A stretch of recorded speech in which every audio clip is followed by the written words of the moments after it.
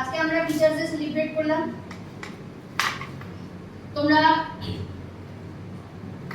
ভালোভাবে পরীক্ষা দিও, তোমাদের সামনেই পরীক্ষা, সুস্থ থেকো, ভালোভাবে পরীক্ষা দিও। সামনে পুজো আসছে, পুজোর সময় অবশ্যই আনন্দ করবে, কিন্তু বুঝে, ঠিক আছে? কারণ পরীক্ষা দেখো এতদিন ধরে পরিশ্রম করে এলে এই শেষ মুহূর্তে ভালো করে রিভিশন করতে হবে এবং বাড়ির বড়দের কথা শুনতে হবে, পর্যাপ্ত সময় ঘুমোতে হবে, খেতে হবে এবং তার পাশাপাশি কিন্তু পড়াশোনাটাও ঠিকমতো চালিয়ে যেতে হবে। এখন তোমাদের চাপ অনেক বেশি, কিন্তু সেই চাপকে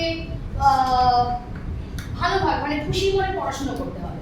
প্রেশার তো থাকবেই, কিন্তু সেটাকে আমরা খুশি মনে পড়াশোনা করব, আনন্দের সাথে পড়াশোনা করব, তাহলে দেখবে যে পড়াশোনাটাও ভালো হচ্ছে এবং সব দিক বজায় আছে।